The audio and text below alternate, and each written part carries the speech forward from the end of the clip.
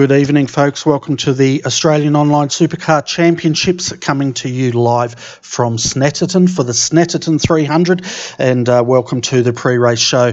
It will be carried out by myself, Bernie Weemers, and Daniel Leet. So, Daniel, it looks like another 40-80 race here. We can see the guys out on track, but I tell you what, it's going to be another exciting night, isn't it? Yeah, sure is. Good evening, Bernie, and to all the viewers tuning on iRacing Live and the RRTV YouTube channel. Thank you for joining us. Yeah, in for a good lot of fun here tonight. As you said, Snetterton on the 300 layout, so it should be a lot of fun. 40-80, what more could you ask for? Oh, exactly right. And if you're wondering what it's about, folks, we're going to bring up the overlay now. So if you want to go through this with me, Daniel, that would be really cool. So we've got the overlay up there now. Cool. So we have a look at it. As we said, two races tonight, 40k race as well as an 80k race. 40k race tonight's going to be, as it is, 8 laps around here, no safety cars. Drivers have a 15-point limit tonight with one fast repair. We're not going to have, as I said, safety cars or pit stops for race 1. When we hit race 2, though, bit of a different story. The guys have a 50-litre fuel cap for tonight. We are expecting, as we say, stops between lap 5 and 12, so a little bit of fun for them to play there. The top 15 for tonight obviously will be reverse grid as well, so you may not finish right at the pointy end of race 1, but it gives you a good chance starting race 2. So that's going to be pretty interesting for these guys to definitely get around here where it's a little bit more compact than that, and the racing will be a bit tighter, so having a good finish is going to be key.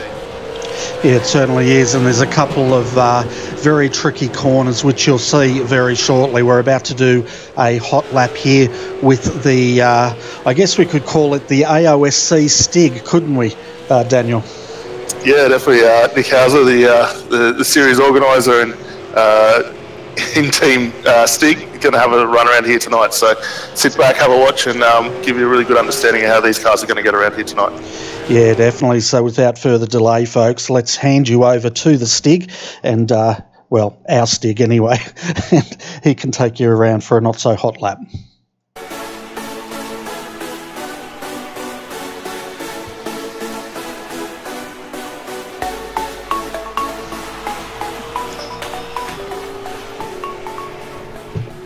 Well, welcome on board as we have a look at this week's track for the AOSC. We've got a 40-80 round here at Snetterton using the 300 track.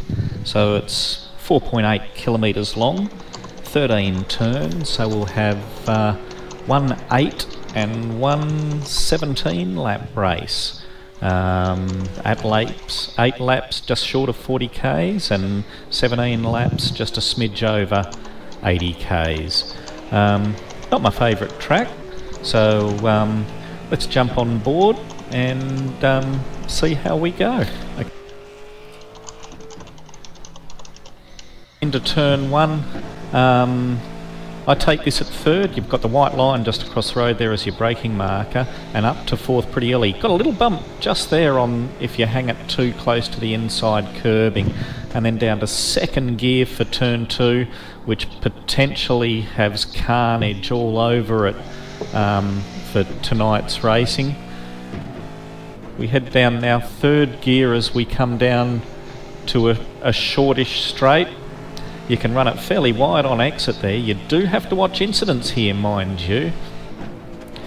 Could see a few DQs with incident limits tonight. We'll just miss the apex as we turn in.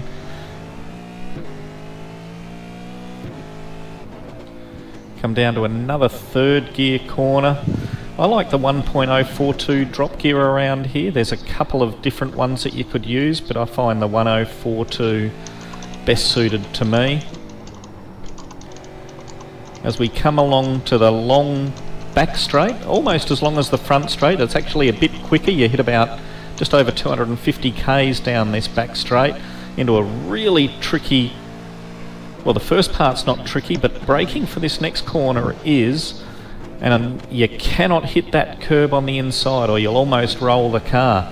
It's less than a 90-degree corner, but it's the 2nd slowest corner on the track. As we come into 4th gear around the final corner, you're sort of dancing on the throttle there a little bit and maybe a little bit of brake. Pick up this 2nd last marker for the braking into the last corner. try and tuck it in to get a good run out. Back onto the front straight. The start-finish line's a long way down. So hopefully you can cover off any moves, and there you go. There's a lap around Snetterton. See you tonight. Fantastic. That was Nick Hausler, folks, taking us through the lukewarm lap, not the not-so-hot lap. But let's have a quick look at the point score, because we're running out of time, big time here at the moment. So if we bring up the non-endurance team championship, or drivers championship, sorry, we'll have a look at that. Marlon McMullen for PSS Chassis 1, they are leading this by 1,800, well, they're on 1,800 points. Cooper Webster for PSS Chassis 27 is sitting second at the moment on 1,640 points. Moving back to third is Laser Racing 1. That's Brian Borg. He's on 1,545 points. Thomas Hinz is sitting in fourth on 1,535 points, and Jacob Knight for FRA Motorsport, he's sitting there in fifth on 1,045 points. So there's a bit to play for there, Daniel, between Brian and Thomas at the moment. Battle every week in, week out pretty well, so there's going to be a really good ripper little fight going on there.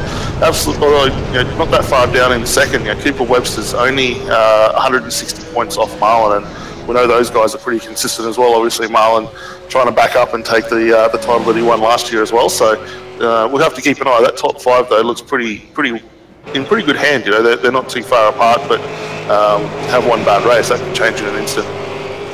Yeah, definitely. Well, we've got a 1 minute 42 seconds of qualifying left here, folks. I'm going to hand you over to our commentary team. You've already met Daniel Leet. The other one is the AOSC Stig, and that is no other than Nick Hausler. Over to you, boys. Yeah, thanks, Bernie. And looking at those top five in the standings, they're all sitting inside the top six here in qualifying as well. The imposter in those in there at the moment is Jordan Ross, who's sitting on provisional pole. He's been quick all series, Dan, but he's had probably the worst luck of anyone I know all series as well. So good to see him setting a great time early on. Yeah, definitely. We saw him have a really good run last week at Sebring, and as you said, that team had a little bit of unfortunate luck, which threw him down the order, but really consistent driver. He's got a lot of good pace, and it's really good to see him out tonight having a crack against the likes of Marlon and Cooper. So look for him definitely in the race, and could take race one and then have a bit of work cut out for him, when they turn around and do race two with the reverse grid. Yeah, and the guy who's impressed me at the moment is sitting in 7th place at the moment, Chris Robinson. Just in the last month or so, I'll tell you what, his pace has improved absolutely out of sight. And he's sitting there 7th at the moment, only 0.6 of a second behind Jordan. So he's doing pretty well, set a really good time, so I'll be interested to see how his race goes tonight. Yeah, definitely. And good thing for these guys, I've been getting a lot of team development going through from the TTR, so a bit of a driver academy search there, which is really good for those boys as well, and car looking really good in that LeBlanc sponsorship as well. Yeah, he of course was teamed up with Richard Hampstead for last week's Concrete 650. They had some terrible luck. I think Richard had some problem with his pedals or something that put him down a lap early on, but a great experience for him, and it looks like he's picked up some learnings from it, and he's applying them there tonight. Yeah, definitely, and looks like we're going to get ready to grid up here, so we might do a quick run through of the field. We've got 33 cars, so it shouldn't take us too long, but be interesting to let all the guys know where the drivers are going to be starting from for this one. Yes, indeed. Okay, well, on pole, we've got Jordan Ross. He's followed by Marlon McMullen, who's only 0.07 of a second behind him in qualifying. On the second row of the grid, we've got Cooper Webster and Jamie McKnight. And the third row, we've got Thomas Hinz and Brian Borg.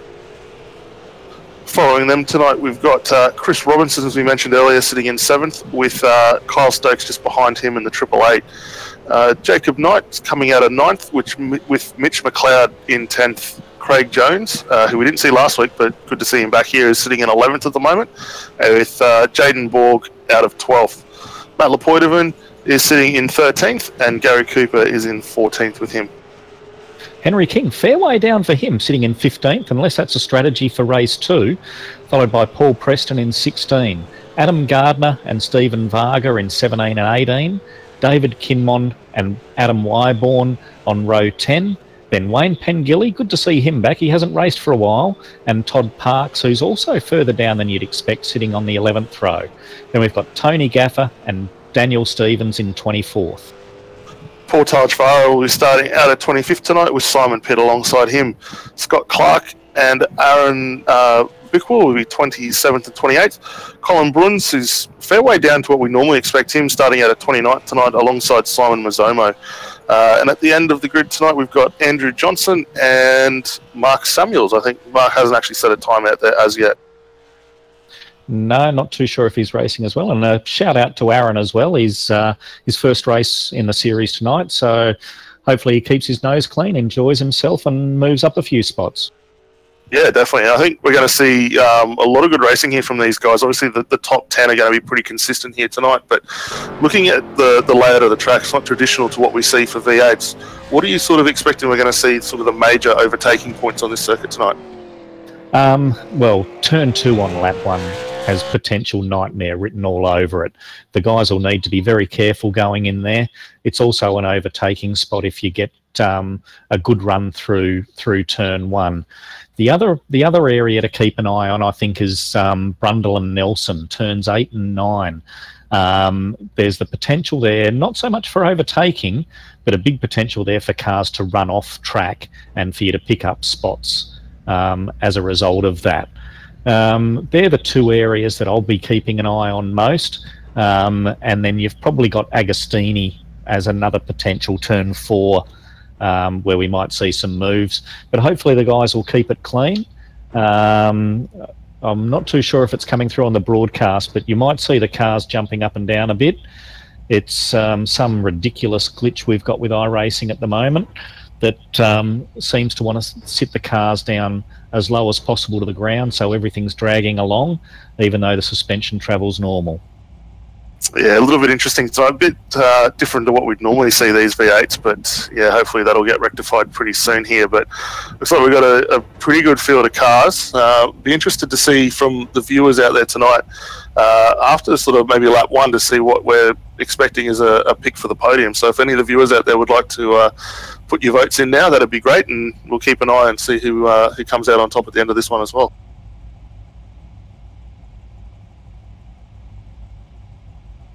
Okay, let's have a look at the track conditions for tonight.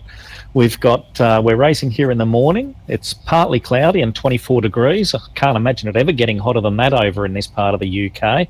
And we've got track temperature of 26 degrees. The winds are southeast at 14 kilometres an hour and the relative humidity at 50%. So it should be pretty good conditions for racing tonight. Obviously not too hot, so the tyres should hang in there pretty well. And I think we're just about to get ready to go green. Yep, just waiting for the lights to go green and these cars to start. Green, green, green. And Marlon looks like he got the jump on the start on Jordan, and he's going to go around the outside, and he's carrying Jamie McKnight with him there, I think. No, Jamie's just going to get a little bit squeezed out, and Jordan's going to slot in there to second spot as Chris Robinson has a look down the inside at Jamie McKnight. He's got that move made, so a great start from Chris Robinson. Yeah, sure was. A little bit tardy from Jordan as we set off the line there, but did well to hold that. Chris Robinson, great start from him, and looking further back in the field, looks like everyone got through, so we should be pretty good racing going on now. Yeah, I mean, once they get through there the first time, then everyone gets an opportunity to settle down, and it's good that the car seems to have got through there cleanly. I was actually going to tip Jordan Ross for the win here. I was thinking Marlon's going to play the championship game and just would be happy to follow him, but he's got the jump now, so I'd expect him to almost cover off his times and just drive a gap to Jordan, I'm guessing. Yeah, definitely. I think Jordan will stay with him, and they still probably start walking away from the field. They had a pretty good little gap in qualifying there, but looks like just behind them we've still got Chris Robinson and Cooper Webster now in fourth behind behind him. Jamie McKnight's fallen down a few more spots. He's in 5th now as these guys come into Nelson here. Who was that having a bit of a spin? Brian Borg there, so got that one crossed up, kept it out of harm's way though. Yeah, and that's that tricky corner that I was talking about just before we got to the race started. You've got a massive curve on the inside of turn 9, and if you hit that, it can really unsettle the car. The other option is it's very easy to go a bit too deep under brakes and run it off wide. Yeah, definitely. He did a good job though to be able to keep that out of the way. It looks like a little further back there was a lose there for Simon Mazzomo as well in that same section. He's kept that off the guardrails and is getting back underway now. So other than that, it looks like the guys have got themselves into single file here pretty quickly, and that's going to make it a bit easier as the race goes on as well. Yeah, and let's see, where did Brian Borg end up rejoining? Right down in 20th place I've got him. So that's a big loss for him because he obviously started inside the top 5. Yeah, absolutely. Actually, he's off the grid in 7th, so he's down 13 spots at the moment. So not the best start for what he wants, but I'm sure we'll see him making his way back up. Even if he can get to that 15th position, which he's probably going to aim for now, that'll set him up, obviously, to come off the front row in race 2. Yeah, and when we get towards the end of this race, folks, we'll probably end up talking a bit more about who's in positions 12 through 15 to see who's going to be off the front of the grid in race 2. Yeah, absolutely. Actually, having a look down in 13th, 14th and 15th at the moment, it's a really good little battle here. We've got Adam Gardner, Gary Cooper and Paul Preston all really close together on track at the moment. Those guys are fighting for that last start pole position for race 2, so that's not a bad little battle. No, it's a good looking battle back down there, and then back up towards the front we've got Thomas Hinds, who's I think it is looking pretty aggressive. Well, there's a couple of moves there. Yeah, Thomas Hinds on Jamie McKnight. I think they're looking pretty aggressive to make a move on that too. Yeah, Thomas has got a lot more speed recently. We've seen him sort of towards the back end of the top 10, top 5 last season. He's coming on really strong here after the change of teams. It seems to have done him well, and he's starting to get right up on the back here of Jamie and pushing for that next position. One thing, Jamie will be able to just punch these laps out. He did the Americas race this morning and picked up a very easy win in that. So he'll be looking at applying those learnings from this morning and getting a solid result here today as well. Yeah, I'm just having a bit of a look, just as the gap starts to stretch here. Marlon McMullen's getting that gap out to 0.8 of a second here at the moment over Jordan Ross. But these two have gapped the field. They're 2.5 seconds up on Gary Cooper at the moment. So class of the field, the lap times are very consistent from those guys, and they seem to be the only ones at the moment sort of either just on a 49 flat or under it. So that gap should continue to widen, but it will make it very interesting as this train starts to build up here behind Cooper Webster. Yeah, and it'll be interesting to see as Thomas gets very close to Jamie as they're coming around. Where are they? I think they're coming around the bomb hole at the moment, towards the end of the track. Lap, sorry. Yeah, it's an interesting little spot that you get that little dive down into the hole, as you say, and does set it up pretty interesting to get out of there. You need to have the car working very well, as I think actually these guys, where are they now? Coming into Nelson here now. So Nelson. Yeah, back into that little tight section. Both of these guys kept that off the wall, off the curb there, and there we are. We hit the bomb hole there now. So it's still looking pretty good, and that battle's going to keep going on for the remainder of this race, I dare say. Yeah, the interesting battle that I thought it'd be would probably with Jordan Ross, Cooper Webster and Chris Robinson. Those three aren't battling for the championship, so they're the real wild cards sitting here in the top 10 at the moment. Yeah, absolutely. And I'll just drop back a bit further. Could be worth a good watch here. We got battle for 8th going on with Jacob Knight. Matt Lepoidovin's up there, which is really good to see for him. Henry King making his way up through the field, started 15th, now in 12th. And Adam Gardner hanging on the back there. So that's a good little 4-car battle that's finding its way around on the track at the moment. Yeah, and just a little bit there, I think Kyle Stokes, I think it was, just had an off at Nelson, I thought I saw in the background. I'll just go back and see if I can find that.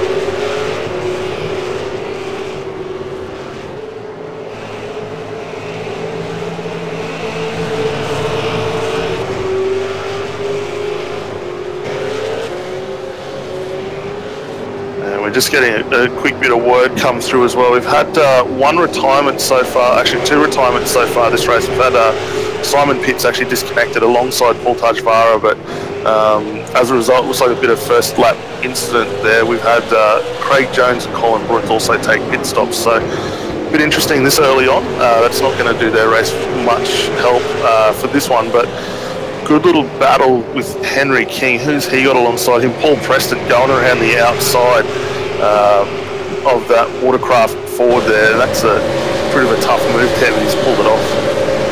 Yeah, well, we'll see as they come into this fast grundle. It's not somewhere that you want to go too wide. Henry's still got the nose up there, and that's all hits that curb.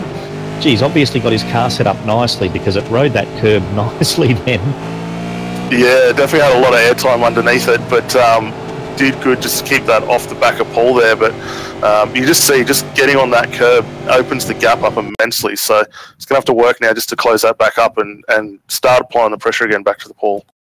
He's got a little bit of battle damage on the rear right of his car there as well, so I'm not too sure if that was from his battle with Paul or just from some time earlier in the race. Yeah, we didn't get a chance to see where that was. We'll have to keep an eye on it, but I'm assuming based on the points it would have just been a light touch there somewhere. So he's only got 1 incident so far, and as we said early on, these guys have a 15 limit incident cap for this race, so still well inside that at the moment. One thing that is really interesting to watch, especially under brakes with these cars, is the rubber banding effect that tends to happen. You see a lot of guys really extending off when they get the car out of the corner there, but coming up into the brake area, that gaps really do diminish quite quickly. Yeah, you see that obviously a lot of the time in most forms of racing, but especially into some of these slow corners. So you get it a lot in places like turn 2 and turn 4 will be the main places you'll see that, and potentially at turn 12 as well. Yeah, oh, we've got one of the CMR cars has just gone off there in the background, or was that... That's, sorry, just going back. That was Craig Jones, who's obviously having a terrible run at the moment, sitting down there in 30th after having to hit on the opening lap, and he's just now going very slow around the outside of the track. Yeah, not a great race for Craig there. He's down 19 spots, as we said earlier, has had a pit stop already, so night seems to be going sort of from bad to worse for him, which is a bit of a shame, but hopefully he'll be able to turn that around in race 2 there and push on again. But while we were looking further down the field, one thing we did miss was actually a lead change. Jordan Ross has managed to get the lead back over Mullen, so we missed that one, but it also has started to bring Cooper Webster into this fight. These guys are now 1.5 seconds covering the top 3 at the moment, so that little battle's starting to heat up here as these laps count down. I'll just get onto that battle as well so we can all have a good look at it. Because the other battle raging there is back in 13th, 14th and 15th with Henry King, Gary Cooper and Adam Gardner fighting it out for pole for race 2. Yeah, not often you see 3 wide getting off turn 2 there. Henry got a good little drive, but I'm still keeping a fair eye on the front of this race. These 3 guys up front starting to check out a bit now. Just short of 3 seconds over 4th, and that's Chris Robinson, who we were having a bit of a chat on earlier. So Chris is still holding in there pretty comfortably. Got a good little gap now of just over a second over Jamie and Thomas. So doing everything he needs to do to get a good finish here. Well, I'll tell you what, how about we drive our race director, Matt. You keep an eye on the front there, Dan, and I'll keep an eye on this battle bound for 13, 14, 15. Yeah, excellent. We'll keep an eye on these guys a bit further down, because obviously that's going to be the telltale sign for coming into race 2. So we might keep the action focused down there for the moment, because that little battle's really starting to heat up.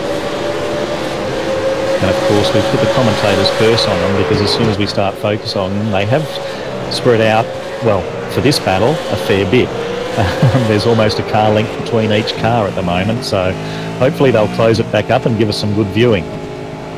Yeah, definitely. I've seen a little bit of damage on the front of Gary's car. He doesn't have an incident, but looked like a fender was off the front corner of that West End Mazda entry there, so a little bit of damage, but not really impacting him as much around this circuit. I think you keep the wheels pointed straight, the car should be pretty good, but that battle's really starting to maybe unwind just a little bit here, but nothing really between them, is there?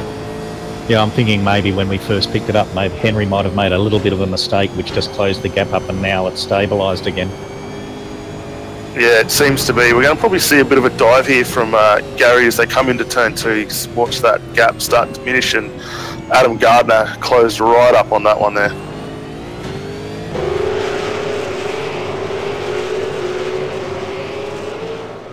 Yeah, so Jordan Ross has checked out a little bit on Marlon, who's now dropped just over a second behind him. And gets back to what I was saying earlier, I guess, is Marlon's fighting for a championship, but Jordan's not. So he was probably quite happy if Jordan was starting to get aggressive, probably relatively happy to give him the spot and then just sit in that nice air behind him in second place, which is still leading, obviously, all the other championship contenders. Yeah, absolutely. Just drop back a bit further. Paul Preston and Matt Lepoitovan are having a really good ding-dong here at the moment. Paul has got a lot of pressure applied to the back of Matt in that Penfold Stealth Sim Force car, but he's doing a good job holding him off. And these guys are working their way up towards the last lap here. Oh, and very close that would have been as they swept through Brundle. And that's, you know, I mean, great driving by Paul, really, just to let him, because you really, if you put the pressure on someone through there, there is that big potential for them to run off. So well done by both of them, and well done by Poiter there, obviously, to hang on to the spot. They got a bit of a touch up there just from Paul as they started on the braking there, but I was watching a little bit earlier on in this lap. Those guys were side by side through a couple of corners. Great awareness to sort of keep the cars off each other, but yeah, Paul really starting to work on the back of Matt there and let him know he wants to get past. Yeah, as we head into the last lap now as well, we'll keep an eye on this battle because it seems to be the closest one going around, and let you know what happens further up the front, although Cooper Webster has closed right up on Marlon McMullen now, to less than half a second, as Paul Preston makes a move at turn 2 and gets a little bit squirrely on the way out, and that's going to allow Poiter to hang with him as they sweep through turn 3. Yeah, Matt got a good drive out of that one. As you see, took that spot back, but working hard to defend it. Yeah, Paul just got a little bit of wheel spin on exit, which is all Matt needed to get the spot back. But now they're too wide again as they come around Agostino. That's going to give Matt the inside for turn 4, but it looks like Paul's done enough and he's got that spot now. Yeah, it was a big move around the outside there, but watching these guys coming home out front at the moment, unless anything goes wrong, Jordan Ross, pretty comfortable lead here, but as you said, Cooper Webster and Marlon really starting to fight this one off for second and third on the grid. Yeah, teammates though, I guess, so I can't imagine Cooper doing anything to take the championship leader and his teammate out. No, not at all. And just behind these guys, as I said, Chris Robertson still hanging in there. Jamie Knight just behind him alongside Thomas Hinds. So pretty good little top 6 there. Those guys really moved on from the rest of the field. Yeah, they did indeed. And Kyle Stokes, how many spots did he make up? He came home in 7th. I think he jumped a few places there, did he, Dan? Yeah, Kyle up 1 spot, started 8th for the race. Mitch McLeod up 2, come home in 8th position tonight. Jaden Borg, we didn't really see him out there, but up from 12th to 9th, so that's a good drive from him. Jacob Knight coming home in 10th. Paul Preston, who we saw before, come home in 11th and up 5 spots, so really good drive from him there as well. And was it Henry King that strategically dropped a few positions towards the end of that lap to actually come home in 15th? Yeah, I think it might have been. Henry back in 15th, started 15th, and going to be coming off grid slot number 1 when we move on to race number 2. So I reckon he probably was playing that strategic hand, and we'll see what he can do when they jump across into race 2. Okay, mate. Well, I'm going to duck out and get ready for race 2. Fantastic. And while you do that, mate, we'll have a quick run through the grid and update everyone on the finishing positions here before we look at changing over. So, coming home first, as we said, Jordan Ross, ahead of Marlon McMullen and Cooper Webster for 2nd and 3rd. Chris Robertson home in 4th tonight. Just following him behind was Jamie McKnight and Thomas Hinds. Kyle Stokes come home 7th, followed by Mitch McLeod and Jaden Borg in 9th. Jacob Knight was 10th, followed by Paul Preston and Matt Lepoitovan. 13th was Adam Gardner, followed by Todd Parks in 14th. Henry King, the strategic one out there, coming home in 15th, followed by Adam Wyburton in 16th. Gary Cooper home in 17th with David Kidmon behind him. Brian Borg managed to get himself back up to 19th after his spin early on. Wayne Pangilly home in 20th tonight, followed by Daniel Stevens, Scott Clark, Tony Gaffer, Simon Mazzomo, who we know had a little bit of troubles on lap number 1 there, home in 24th, with Andrew Johnson, Mark Samuels, Aaron Bickwell coming home in 27th. Some of the guys that had a little bit of trouble out there tonight was Craig Jones, who was home in 28th, Stephen Varga in 29th, Colin Bruns in 30th, and then our retirements were Paul Tajvara and Simon Pitt. Yeah, fantastic action-packed race, that's for sure, Daniel. And we're just waiting now, folks, until the second server comes up, and that's going to be the 80k race, and that's going to be very interesting indeed. But while we're waiting for that to come up, Daniel, let's have a chat about a fundraiser that one of the members has put together for one of our other members who's very much liked in the community. Yeah, definitely. Well, I'll let you go bring this one up, because it's a great little fundraiser that the guys are doing. It is for Matt. Is it Daniel Trim? Oh, sorry, Matt Torkins. So organised by Daniel Trim. So great for him. And yeah, give us a bit of a rundown, Bernie. I think you've probably got this one covered, mate. Yeah. So basically, Matt Torkins, he's quite unwell, and some of the members in the community would be aware of that. He's basically been diagnosed with non-Hodgkin lymphoma cancer, and that's basically a cancer of the white blood cells. So his family's been doing it pretty tough, and like everything in the iRacing community in Australia, New Zealand, they always love to get behind their members, support them and support their family when they can. So Danny Trim, he's started a GoFundMe page. You can see it on the screen at the moment, folks, and they're raising money to go towards Matt Torkins' treatment, as well as supporting his family in this time. So if you want to go and give it some money, it'd be fantastic. You can see the GoFundMe.com/Matty Torkins on the bottom of your screen. Just go over there and donate money, even if it's $1, whatever you can throw, that would be great. It's been absolutely awesome since this has taken off. They raised $5,000 in the first 24 hours, and they're going for $6,000 goal. So it'd be fantastic if we could get them to that goal in the next 24 hours, Daniel.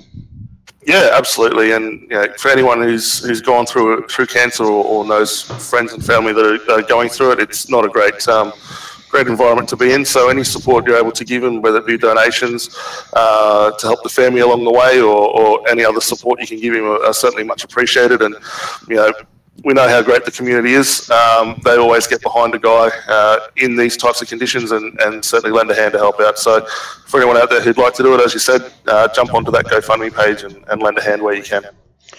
Yeah, definitely be absolutely awesome. And you've got some other news, haven't you, Daniel, about another member of the iRacing community? Yeah, another little shout out here to Nathan Tregarthen, who's a regular for the normal AOSC series and member of Stealth Sim Sports there. On the 12th, so what was that, Thursday? They welcomed into the world a new baby boy, Lockie. So congratulations to Nathan and his partner there, and congratulations. So that's a great little story there as well. Yeah, fantastic. And it'll be interesting to see now with the newborn if he gets time to do some racing, won't it? Yeah, it's a bit of a tricky one. I know there's a few guys out there recently, or over the last sort of 12 months, have had some new additions to the family. It does make it a bit more challenging, but it works out well. You still get a bit of a run here every now and then, and hopefully with AOSC being a bit later, hopefully these guys will be back pretty quick, and we'll see them back out on track again soon too. Yeah, definitely. And if you're wondering, folks, we're just waiting for the server to come up.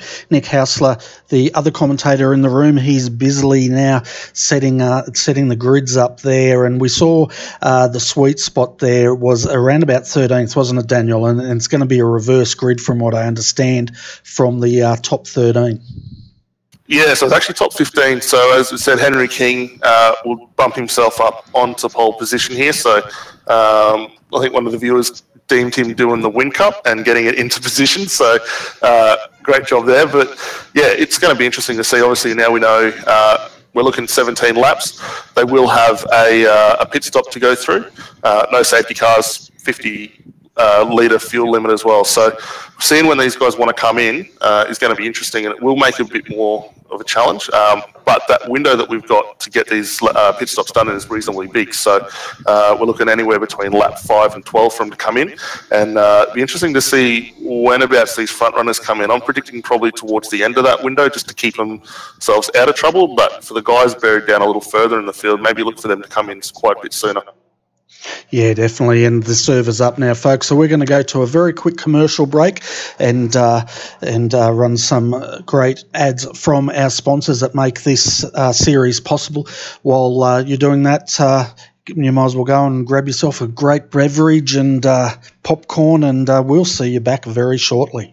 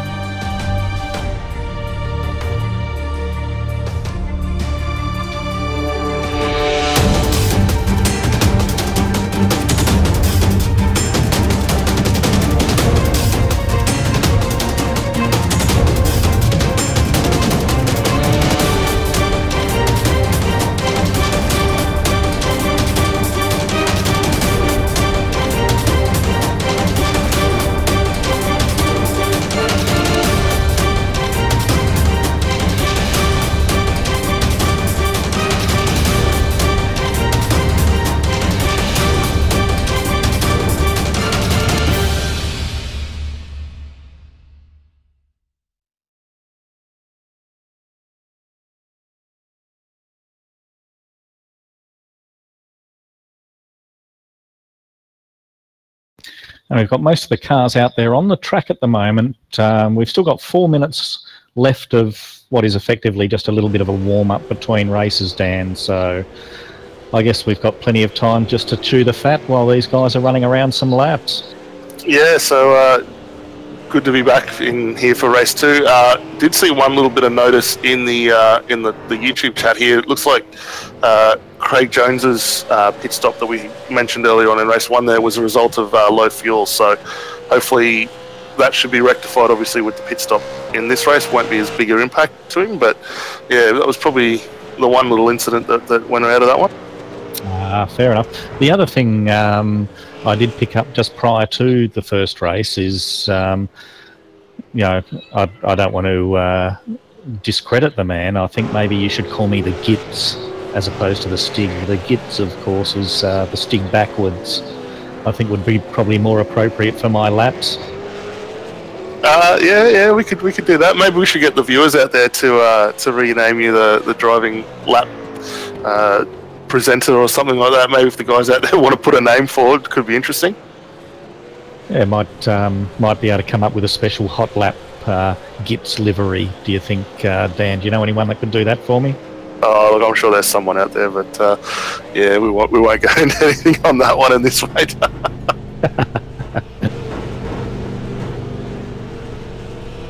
We didn't see any podium predictors from the crowd out here on YouTube tonight, so hopefully we can get one for race 2. Be interesting to see where you guys think these guys will finish up, but a little bit of interest to see. Some of the guys want to know if any of the real V8 drivers get out in these cars at all. I think we mentioned a bit earlier in the chat there was a bit with like Scotty McLaughlin and Van Gisbergen. So what do you reckon? Do you guys maybe see this as a good little tool to get underway and develop that the car while they're not able to be out on racetrack at all? Yeah, they used to be on relatively regularly, I think, but I haven't seen any of them on for a while.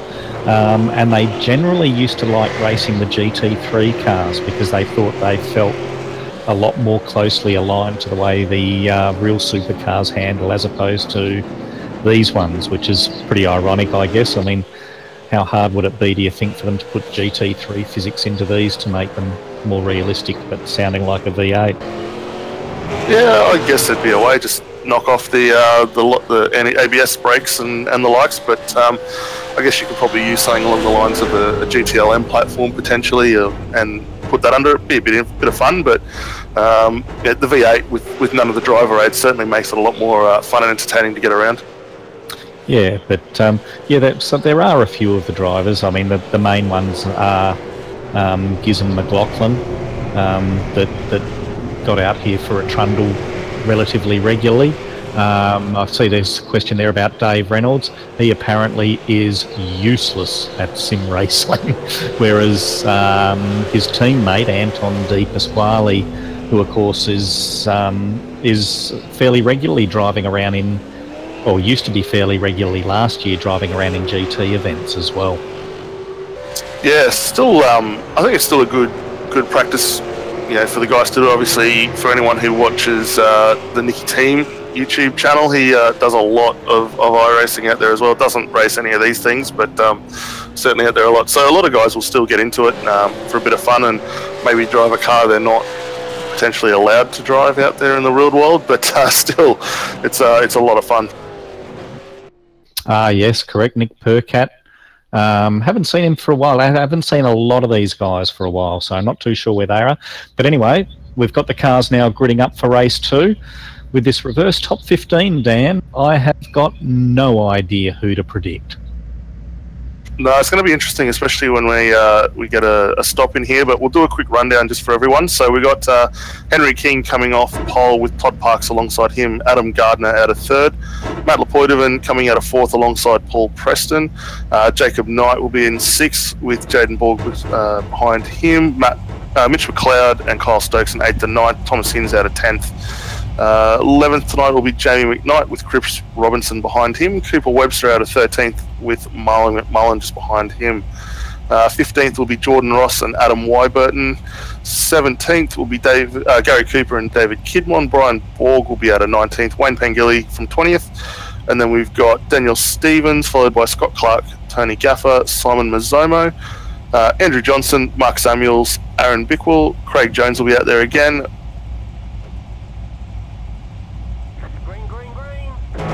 As we've got the start, and it's a nice start by Henry King. who looks like he's going to have the run into turn one with Todd Parks slotting in behind him.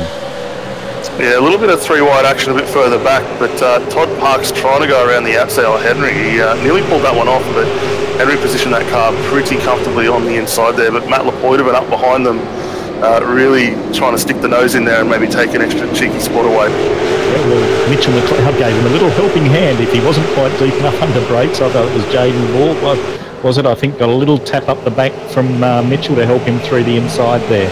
But in the meantime, yeah, you don't want to be around the outside of turn one, and that didn't work for Todd, so Henry King now out in the lead. Yeah, big wiggle there for Matt Lepoitovan behind him. He's still got Paul Preston breathing down his back there and managed to hold that spot. But yeah, as you said, Henry King drove it away nicely off the line. Todd Parks got a great jump alongside him, and interested to see what Adam Gardner's able to do starting out of third tonight. He's managed to hold that position and given them a pretty good little battle here at the moment as well. Yeah, it's going to be very exciting in the top 15 for these opening few laps as people try to sort themselves out. And I guess this is potentially where the pit strategy can come in. I mean, I would imagine Marlon might just sit where he is and pit as soon as he can to get that clear air to jump these cars. Yeah, definitely. Well, looking at where he is at the moment, he's held station out of 14th at the moment. One of the big movers behind him was Brian Borg, up 4 spots on that opening lap. Craig Jones was another big one, up 7, so it was a good jump from him a bit further down in the field. But as you said, Mullen probably going to sit here, maybe wait for that window to open up and see what these guys do before he comes in for his early stop. But he's getting into a good little battle here with his teammate Cooper, and might even be able to use him to draft and extend that field window range as well. Yeah, well, the one thing he won't want is to get caught up in an incident. That's why I guess I'm predicting that the cars probably, you know, your Chris Knott, Robinson, Jamie McKnight, Cooper Webster, Marlon McMullen and Brian Borg, I'm tipping are going to come in as soon as that pit window opens. Yeah, definitely. And Brian's normally a pretty good little aggressive driver there. He'll want to make hay while the sun shines and push those tyres as far as he can. But coming off 19th at the moment, he's done a great job to get it to 15th so far. And I think he'll probably follow here Marlon and maybe look to pick up a couple of spots as these slower cars start to get hunted down in front. Yeah, and we've got probably Todd Parks is, it's a bit harsh calling him a bottleneck, isn't it? But it looks like Henry skipped out a little bit, and it's Todd Parks that's probably the next to fall at the moment, because there's pretty heated battle going on behind him. Yeah, well, just as we were looking there at Todd, we did see a change of position. Adam Gardner jumping that LeBlanc entry up into second position. Todd thinks he's better move up the inside and pulls it back, but that'll open the door here probably for the likes of Matt Lepoitovan, Paul Preston, Jaden Borg, and even Thomas Hinds to maybe look and get a run past. And these guys we know are pretty quick generally, so they should be able to keep up with the likes of Henry King and that, and maybe, you know, if not, get into a really good position come the end of this race. Yeah, and it's great to see Poiter. He's holding his own up there at the moment. He's battling here at the front of the pack. He's got Paul Preston, who's probably going to be the sick of the sight of him by the end of tonight, and happy if he doesn't see him for a while. But having said that, they've raced hard and clean, the two of them, which is great to see. But Paul Preston's in a bit of a stealth sim force. Oh, as Todd Parks got very loose and he did hit the inside wall, he's managed to arrest the car before they get to turn 2 to cause any carnage there, but he's got a lot of damage to the front of that car. Yeah, really good awareness from him to keep that car off on the outside there and let the other guys go through without too much damage. But as you said, that was a big moment for him to have lost it like that and put it in the wall. Yeah, and it could have been very nasty at turn 2 there if he obviously didn't have the smarts that he exhibited to avoid a big accident, and he's very slowly limping his way back to pits now. I guess the good news is that he can take his fast repair and potentially fuel save through to the end of the race and still pick up a relatively decent result.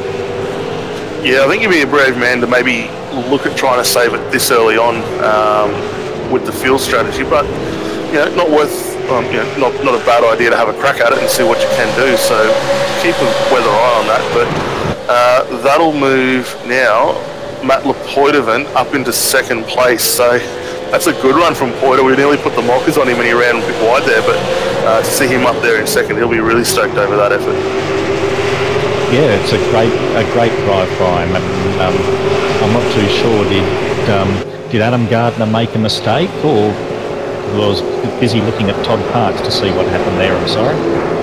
Yeah, I didn't catch that myself. I actually was a little taken back to see Paul Preston drop a long way down. Where is Paul slotted in? Well down the order now. He's sitting down there in 13th, so maybe they got a bit of a fright by what was going on with Todd and Ida checked up, because of course it did happen right in front of them.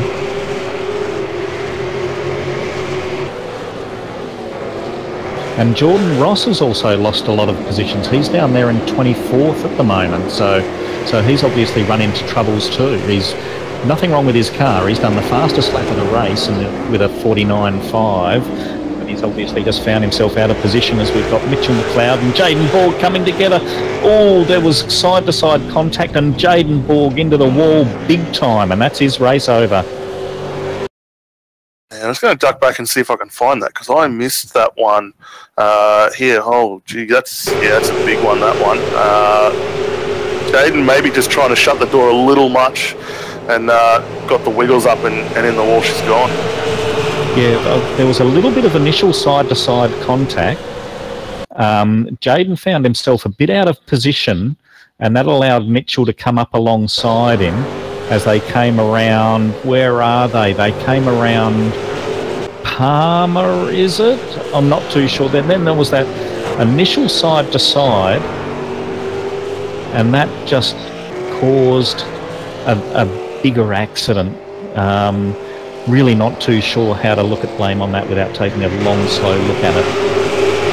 Yeah, I think that will probably end up being a bit of a racing incident as a result of that. I don't think Jaden or Mitch had really much room available to them there to sort of avoid that.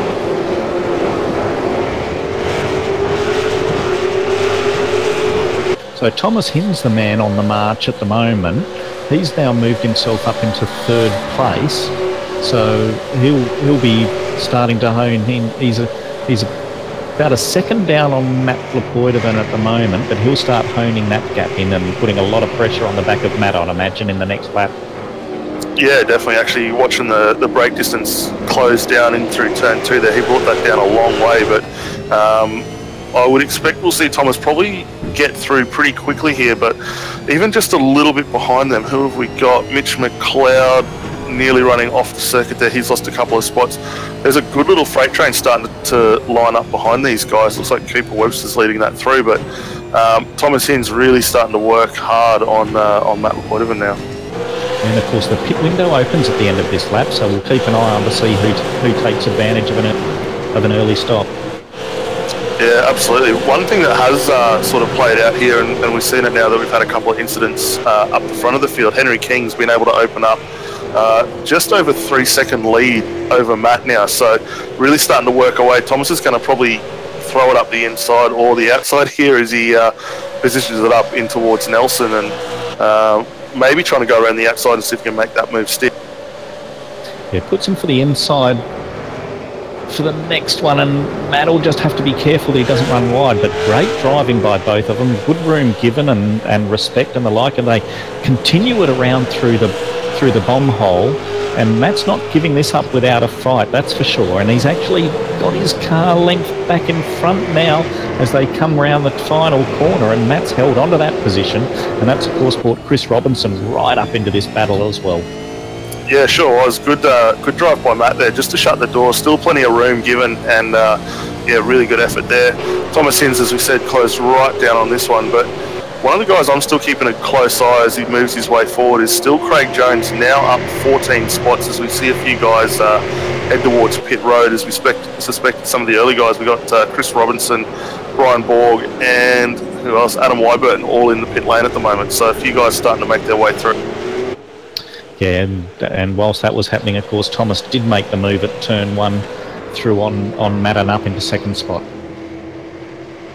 Yeah, so we'll keep an eye on Thomas. I'm sure he's going to move pretty quick up to try and cover off Henry King here. Now there's another move up the inside. Adam, who was that? Matt Lepoidovin.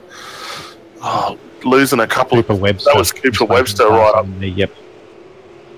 And then you got Jacob Knight starting to buy into this battle as well, so maybe look for him to get up pretty soon here too.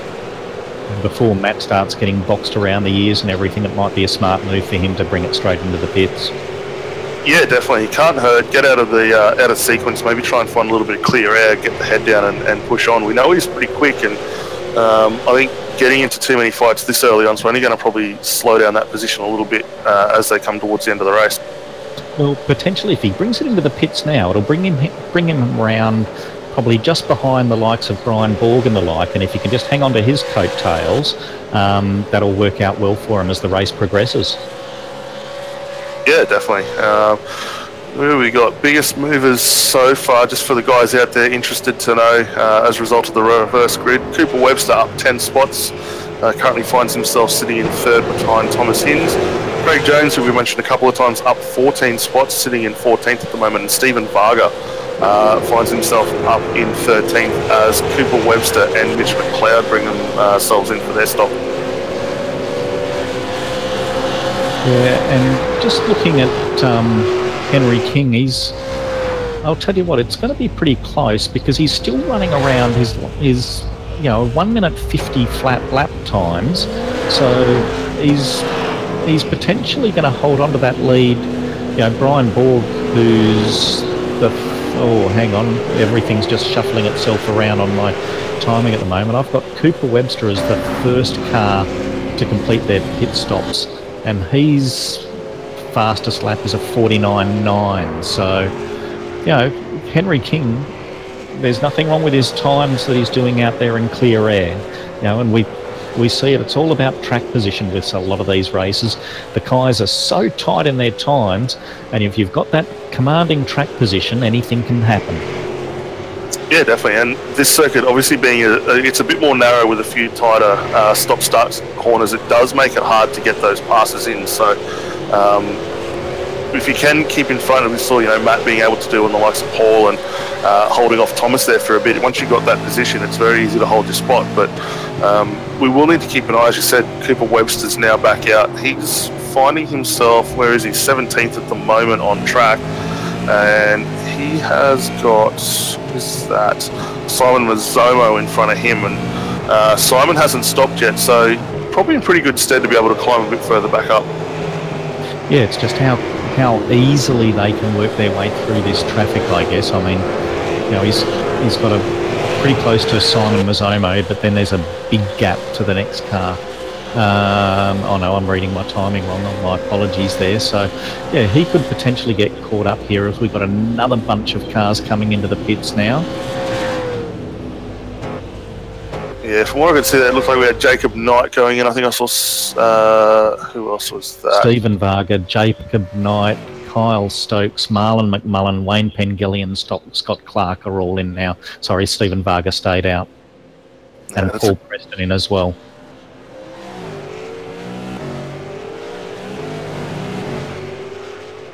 We are hearing here, it looks like Marlon McMullen, he's come back out in 13th, so he's gained a spot. That's got him up above Kyle Stokes there as well, so he's pushing on pretty well. He's got Mitch McLeod just in front of him, not that far up the road, I think half a second here at the moment, but we do need to keep a bit of an eye on when the last of the top 9 are going to come in for their stops, because that's going to be coming to an end pretty soon. Yeah, so Henry King, I guess, is where the interest is. Looks like Matt Lepoidovin stayed out there. The top 5 have got nice little gaps over each other, so they can potentially just make good lap times and see how they go and save their tyres for the end. Yeah, definitely, and we'll just do a quick recap. So top 5 current standings are Henry King, as we mentioned, Thomas Hinds in second, Matt Lepoidovin sitting in third still, Jacob Knight out of 4th at the moment, and Adam Gardner is 5th. Our only retirement so far has been Aaron Bickwell. He went out reasonably early on after, 1 lap, so unfortunate for him. Hopefully we'll see him back next week, but Looks like here we've got now Thomas Hinds and Matt Lepoitovan have brought themselves into pit lane as well, alongside Jamie McKnight. Yeah, and I'm not too sure if Henry's got someone spotting for him or not, but what we've got here, we've got about a 29-second pit lane transit, and Henry over the first car that pitted has a 33-second lead. So he can just manage that. When it drops down to about 32 seconds, he can just bring himself straight in then, would be the smart move for him, so he can come out just in front of the pack by a second or two, get his tyres up to temp, and then they'll be nice and fresh through to the end of the race. Yeah, definitely. And now that we're starting to see the stops cycle through, Thomas Hinds is now back into the first car that is stopped. He's currently sitting 5th still, 5 places up, on where he first started, so not doing too bad at the moment. Looks like we've had Craig Jones come in for his stop. He's dropped back down here into 16th, and that's pretty much just going to leave now Henry King, Adam Gardner, Stephen Varga and Mark Samuels to come in for their respective stops. So that gap that Henry's got over Thomas Hinds now is just 30.5 seconds. So now would be the time, if I was Henry, to bring that car in. Yeah, absolutely. Thomas has probably got these tyres getting on their way up to temperature, half a lap down since he came in for his stop. And Henry's probably going to have to react pretty soon here to try and cover this one off. It's either this lap or next, and if he goes longer than that, he might have blown his chance for winning here tonight. Yeah, definitely. So hopefully we'll see him down the lane this time by. I don't think he can really afford to go much longer. Having said that, he's blowing straight past the lane. So maybe you know something a little more that we don't. Maybe you might have a bit more push in those tyres there. But the last lap through for him was a 150.9. If we have a look at Thomas when he comes around, it'll be interesting to see how much quicker he is on those new set of tyres. That'll be Thomas's out lap, so we won't get a good time on that. But if we drop down to Cooper Webster, he's in the 49, so obviously a bit of a difference there. But as I said, you want to time it so you come out about a second and a half in front, I think, so you can get your tyres up to pace, and then you can use that fresh rubber to your advantage to build that gap up.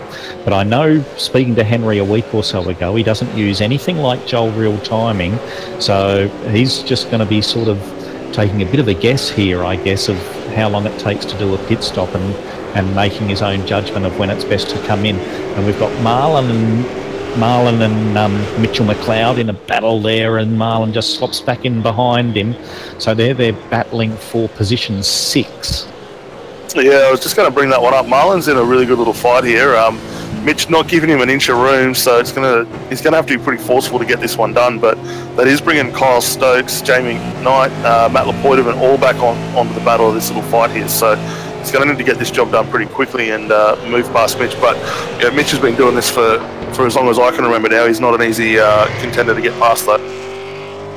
Yeah, but Marlon's probably one of the, for this series anyway, he's probably the most complete driver that's out there. He's also been doing it for a long time. He's won about half a dozen America's races, and he's come up alongside as they come around Brundle. He's just got his nose in front, and if he can hold that as they head into Nelson. But once again, Mitchell McLeod's not giving him anything for free, but it looks like Marlon's just got that move made. Yes, he does. Yeah, we've also had Henry jump to the lane as well, so we need to keep an eye and see where he comes back out in relation to these guys. But Thomas should just get him here by the looks as he goes past on the front straight. Henry just coming out of pit lane right now. That was just that one lap too late.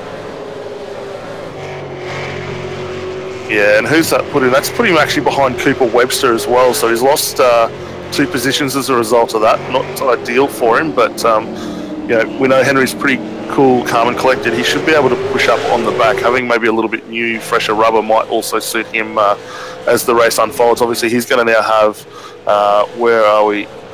4 lap newer tyres, say, than what Cooper Webster has, and obviously 2 laps newer to Thomas Hinds, which at the end of this race could be all that he needs to get the job done. Yeah, and with these tyres, you've really got to make that move in the first 2 or 3 laps, because the tyres then pretty much stabilise through to the end of the stint. And you know, you've got a 2 or 3 laps of really good rubber, and then it just sort of stabilises and holds its own for the rest of the stint. Yeah, sure do. I'm just going to put a quick question back out to the viewers. We want to get your guys' input on a top 3 now that we've had pit stops unfold. We still have Mark Samuels to come in for his final stop, but once that shakes out, we're going to have Thomas Hinz will jump back to the lead of the race, followed by Cooper Webster, Henry King, Jacob Knight and Mullen, which will turn into the top 5. So for the guys that are out on YouTube or iRacing Live, give us a bit of an idea as to where you think one of these guys are probably likely to come out for the race win. Yeah, I think Thomas will be able to hang on to it here personally. He's got good pace, he's got a bit of a gap, and he's got you know, fresher tyres than Cooper. I think Henry's going to really struggle to get past Cooper. So I wouldn't be surprised if your podium is, you know, well, Hinz 1, Webster 2, King 3. That's my prediction anyway.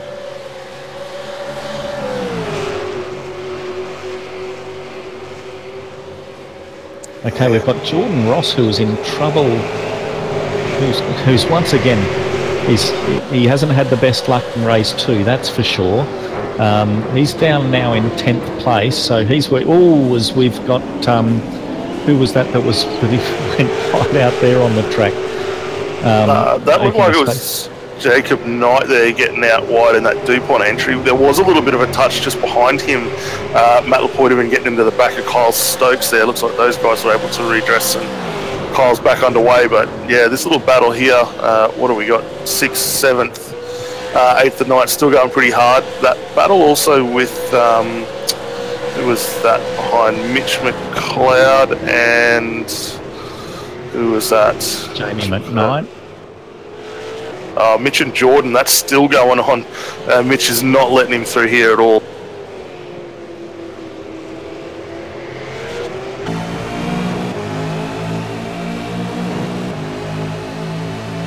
Looks like Mitch is going to try and block that run from Jordan, maybe get the nose up into Nelson there. Don't know that he's going to get it done right here, right now. Matt Lapointe still looking pretty strong just behind these guys on the back of Jacob Knight. So he's not letting that one get away too far. That'll be a good, where is he now? Just on the cusp of the top 10, so it should be a good run. P11 at the moment, yeah. Oh, and Jordan, a big move down the inside there on Mitch McLeod. Oh, yeah. And then Mitch has gone in too deep on the last corner and pushed him around, and I'm not too sure what happened to Jordan. Don't tell me, I'm guessing. I'd say he's just hit his 15 incident limit, and that's happened to him in another race earlier as well. And Jordan Ross, his luck, well, if he didn't have bad luck, he'd have none at all, I guess, so that's a positive for him. Yeah, I don't think he was a 15 limit incident. He only had 3 on him at that point in time, so I think that might be just a server disconnection, so that's not ideal. But yeah, a bit of a return serve there from Mitch following the exit of the bomb hole there. He's returned serve and fired him off to the outside. No, I can confirm it was an incident limit that cost Jordan. That's disappointing for him there. Here we are, 16. So that's not a great run for him there. A bit of a hard luck story, unfortunately. But you know, Jordan, he'll be back next week and push on again. Well, of course, next week we've got an enduro at. I think is it next week we're at Mid Ohio for an enduro. I should know this, shouldn't I? Yeah, I'm not gonna say anything. Yep, should know. One thing I'm really surprised here at the moment is still to see Mark Samuels. We haven't given him much airtime tonight in that LeBlanc Redback racing car. Last of the stoppers, so going very long into this race. 13 laps so far on this tank of fuel. And surely we're going to have to see him come down the lane now, which he does. That was a pretty good stint from him, up 25 spots prior to that stop. So as a result of that, Thomas Hin's going to take over. Cooper Webster will jump to 2nd, and that'll put Henry King up into 3rd. Yeah, and we've also got Mitchell McLeod's now retired as well. Yeah, Mitch was involved in that bit of an incident there with Jordan Ross. So as a result. I think he probably used the fast repair up and the on the pit stop, and that damage there wasn't going to help him out there.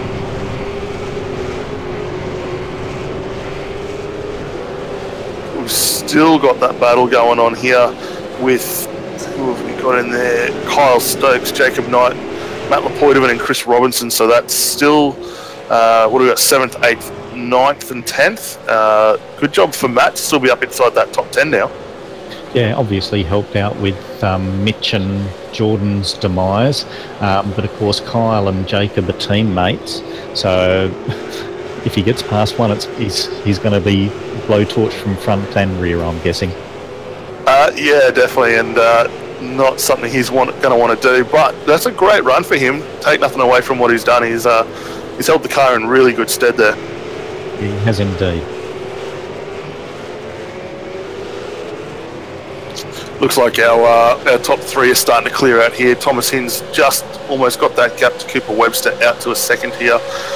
Henry Keane seems pretty content, 3.5 seconds back from those guys, but following them, Marlon McMullen 7.5 seconds off the lead of the race. Jeremy McKnight just out inside the 10, but that battle we were looking at there for 6th onwards, Kyle Stokes through to pretty much Chris Robinson. So that's 4 cars in that, just under a second between those guys there at the moment. And just looking at their last lap times, I mean, I know they're pretty much restricted, but Kyle 51.4, Jacob 51.4, Matt 51.6, and Chris Robinson 51.4. So they're certainly all keeping the pressure amongst themselves.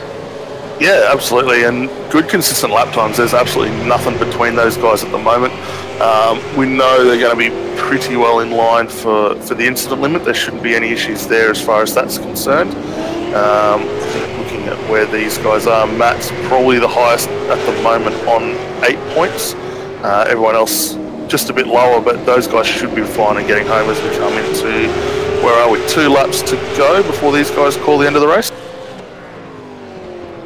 Yes, 2 laps to go. I'm just looking at that though. Matt's got the freshest tyres of the lot. Admittedly, only a lap over Jacob and Kyle, but Chris Robinson's got the oldest laps. He's on his 10th lap with them, whereas Matt Lapoitovan's on his 7th. Yeah, it's going to be interesting to see. We know the tyres will go a long way. Who did we have just come in for their stop? That was Mark Samuels.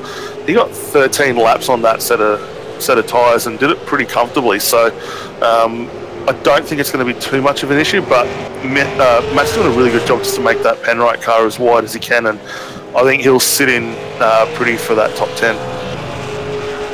Yeah, and I know he'll be pretty stoked with that, especially any time he can beat Jaden. He's lets him know. Yeah, sure does. Back up front, looks like Cooper Webster is really closing down that gap to Thomas Hinds. That's dropped in to 0.7 of a second there. So Cooper's doing really good. If he gets a chance, especially under brakes, we'll look for him to maybe throw it up the inside and take a dive and grab hold of this race. Yeah, and with just only 2 laps to go, we'll probably follow these first 2 through to the end of the race, just to see how they do go if Cooper does get that opportunity to throw it down there. Yeah, he got off the line a little tardy there out of turn 2. That lit the rears up a bit, but the car looks reasonably planted otherwise through those corners. He seems to be able to carry a pretty good bit of pace comparative to Thomas Hinds just in front. Yes, he does, and looking at it, Thomas has now pulled that gap out to just on a second. So, yeah, Cooper's got his work cut out for him, that's for sure. But he's a young kid with in a big hurry. So if he gets half a sniff, you know he's gonna have a look and make Thomas fight as hard as he can for it. Yeah, absolutely. And when we look at the outright speed these guys have had out there tonight, Cooper was actually just under half a second quicker than what we saw from Thomas. So with a 49.3 playing a 49.9, had a bit more pace in that car, but at the moment the lap times are pretty representative of 50.3 and 50.4, very close together. Yeah, so as they come around the final complex anyway, through the bomb hole and round Coram and just about to start their final lap. We'll see if Cooper can make a move and close that gap down. Yeah, it looks like you got a much better drive off that final corner out of Murray's there, coming down the front straight. Gap's down a little bit more. It's back to 0.6 of a second here now. Yeah, it looks like he went a little bit deeper into turn one there. See if he can hold the pace through the mid-corner through this. Runs it nice and wide on the exit, and then we'll see the rubber band shrinking as they come into turn two. And let's see what sort of drive he can get off there. He hit the apex very nicely. Thomas was just a tiny bit wider, but I think he's probably going to have enough in hand as they come around through the infield section. Yeah, definitely. The gap didn't change a lot. Still sitting on the 0.6 at the moment. These guys now, where they are Agostini at the moment. It's a really slow, long corner to get out of this one. And if anything, he actually closed up a little more. It took nearly 1/10 of a second off him through that section. So still could be on here for a win. Yeah, see if he, you never know. He's made another nice move through turns 6 and 7. He's very smooth, isn't he, Cooper? I haven't actually watched too much of him, but he's hitting his marks nicely on the apex, and just how wide he's running it out to the exit of the corners is very nice as well as they come now through Brundle. Well, we've had a bit going on a bit further back there between Chris and Matt, I think. But we'll stay focused on this race at the front. Yeah, Cooper's still digging to try and get there. He hasn't let this one get away from him at all. Thomas very wide coming into the final corner. Maybe looking just to block that move, but Cooper... There's Cooper. Oh, look, almost tagged the rear. Yeah, it was pretty much the last shot he had. He did a good job to get in there and keep the nose out of the way, but Thomas Hinds will take race 2 tonight, followed by Cooper Webster and Henry King. Yep, so big shout out, big congratulations to Thomas there. Great drive, well done. And Cooper in second, and Henry King, our pole sitter, brings it home in third. Yeah, it looks like then we got Kyle Stokes coming home, Jacob Knight, Matt Lepoidovin. Lost a couple of spots to Chris Robertson there. Craig Jones, good drive from him. Up, what was he? Up 15 or 18 spots tonight, coming home in 10th. So awesome drive there from Craig. Yeah, great drive by Craig. He had some terrible luck in race 1 and with an accident, and then the fuel. And then just outside the 10, we've got Adam Gardner, who was running up near the front, obviously, at the start of the race.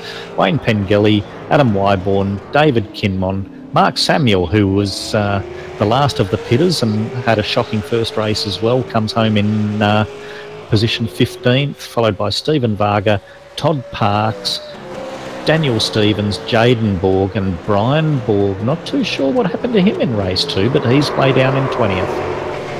No, not too sure. I think Brian, looking at the times, came in pretty early on, similar to Jaden, but yeah, not going to be happy as far as that result's concerned for him. Colin Bruins got home in 21st, Simon Mazzomo in 22nd. Gary Cooper there went backwards a little in that race, started 17th, come home in 23rd. Paul Preston, probably the biggest loser in the race, unfortunately for him, back to 25th there, so that's a long way down the order for him. Then Andrew Johnson, Scott Clark, Mitch McLeod, who retired along with Jordan Ross and Aaron Bickwell. So pretty good run all up. Yeah, just looking at it, Brian Borg's last lap was a 2-minute 7.7, so about 16 seconds off the pace. So if I take 16 seconds off of his time, that would have had him in P13, but something obviously happened to him on the last lap where he lost 7 spots. Yeah, not too sure what took place in that. Oh, there was a bit of a touch with, who was that behind him? Daniel Stevens, but not enough that would warrant that sort of a drop-off in pace. Yeah, maybe he'll be nice enough to jump in the interview. Whilst I hand back to you and Bernie, I might just go back and see if I can see what did happen to him in the last lap, as well as what happened to Matt Lepoidovin and Chris Robinson. I think they had a getting together, and I'll look them up while I hand it over to you and Bernie. Fantastic. Well, that was an awesome race there, Daniel. A lot of action. I feel sorry for Jordan, though. He exited there after that contact with Mitch McLeod. I'm not sure how happy he will be about that. No, I can't imagine he'd be too impressed over that one. Obviously, as we found out, the incident limit was the result in the disconnection. But he seemed to be doing it pretty tough, coming as far down as he did, and it was a bit unfortunate that final nudge off the road there from Mitch sealed the deal and ended his night. Yeah, there's a lot of great racing there. Henry King, what a drive from him. I thought he was going to take that, but unfortunately he stayed out a bit too long and got swamped there on the pits. But he did still come home in third, so that's a good result for him. Yeah, it certainly was. Sorry, guys, just quickly, I'll give you an update on Brian Borg. He, I think you were saying he was one of the earliest pitters, so he had 12 laps on his tyres, but that still should have been okay. He ran very wide at Agostino, and then again at Hamilton, and that made him vulnerable. And then Daniel Stevens made a move on the inside of him. There was some contact there, which then slowed him down, and he got tagged in the rear again by Paul Preston, which spun him around and cost him all those positions. Yeah, that's interesting. Thanks for going back though and checking that out, Nick. That's interesting to sort of see what's happened a bit further on, and Brian's not going to be that impressed. That's going to certainly put a dent in his championship currently at the moment as well. Yeah, then just looking at Matt Lapoidovan and Chris Robinson. Matt got a little bit squirrely coming out of, I think it was Oggie's turn 6. And that put Chris Robinson, they had a bit of side-to-side contact, but they just continued on without any dramas. Well, that's good news. So, good driving there. And it was interesting at the start, guys, that some of the faster drivers, they found it a bit tough getting through the slower ones up ahead of them. Yeah, it's all that track position, isn't it, Bernie? I mean, if you look at, let's say, Henry King, who started 15th, his best lap time was a 50 flat. And then if you look at Thomas Hinds, who won the race, his best was a 49.87. And Chris Robinson, a 49.9. Craig Jones, he was quick. He did a 49.8. So when you've got the lap times that close, there's not a lot of margin for error, and it's not an easy place to make a pass on. Yeah, definitely right there, and definitely right there. There you go. The fastest lap tonight in this race goes to Jordan Ross with a 1:48.984, and what a roller coaster of a ride he had. We saw him earlier in the race down there in 25th, worked his way all the way back up there, only to be involved in that incident which he retired from. But he had quite an eventful night coming through the field, and it just goes to show the fastest lap and the fastest times don't necessarily mean you're going to have success here. Yeah, very true, very true. Well, it looks like we've got a few interviews lined up down there. There's we do too. I'll leave it up to you, to Bernie, to probably drag our race 2 winner up first, shall we? Yeah, I think so. Daniel, did you want to start interviews? Yeah, definitely. Let's get you up here and have a chat. I'll hand it over to you guys, and I'll catch you all later. Thanks, Nick. G'day, Thomas. Congratulations on the win, mate, and welcome up to the commentary box. Looked like a really good run for yourself, up 10 spots there, and give us a bit of a rundown on how she was out there. Yeah, thanks. It was great fun. Race 1, of course, was good as well. It was really cool at the front, where all of the top 6 of us at the front were trading laps the whole race, so it was good to just get a solid result out of that one. And second race, obviously reverse grid. I don't know, I just off the line got decent start. Better than the first race. I'm really, really bad at starting these VRT cars. You'd think racing as much as I do, I'd be decent at it now, but I'm still absolutely awful at starting it. But anyway, managed to get a decent start, and then just sort of was going for a little bit, and you being the reverse grid, and because everyone's all clustered up with the the reverse grid, he had to be a bit authoritative, let's say, to get some moves done. So I was trying to move through as quick as I could, so I could clear everyone before the likes of Marlon and that came up behind me, so I could maybe hang on in the top 3. So did that, managed to get some good battles going on and get through. Got into the clear just for a stop, and saw Cooper peel in, but I thought seeing as I was in the clear and I figured he'd come out in traffic, I thought I'll stay out a couple more and have some better tyres for the end. Then came out in clean air and managed to stay ahead of Cooper, which is good, and then Henry pinned a couple laps later and we jumped him, and had a very intense duel at the end. Cooper he wouldn't stop, he kept going, and I was just trying to keep it straight so he wouldn't get a chance to have a go, and he nearly at the end there had a cheeky look at the last corner, but obviously if I was in his position I would have had a go too, but credit to him for not just spearing down the inside like that. It was a really fair, intense battle with Cooper, so great. Kudos to him to get that second spot. It was a great drive too. But awesome fun, and didn't think it'd be a win. I thought maybe a top 5 podium would be good, but there you go. So good fun race.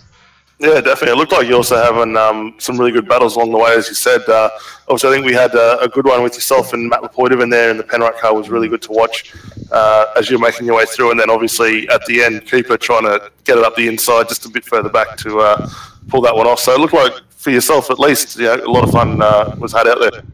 Yeah, definitely. And as I said, race 1, it was cool because we had 2 different sort of styles, so to speak. The first one, which is more traditional with obviously qualifying and the way the grid was, more traditional form of racing, but it was still really good fun because pretty much all of us in the top 6, I think we were holding within 4 seconds of each other pretty much all race long, and we were trading lap times and trying to get that little bit on each other. So it was great fun in a more traditional sense in race 1. With that one, and obviously race 2 of the reverse grid always throws in some more intense racing and battling and all that kind of thing, and trying to optimise your passing, and that was obviously pretty good fun trying to come through. So it was a good fun night of racing. Snetterton, I think it does well on the VX. It's not everyone's cup of tea, which is I completely understand, but I don't mind it. It seems to treat me all right. So hopefully for me I can continue the form to Scops on Sunday, obviously. So fingers crossed that can be the case, but we'll see.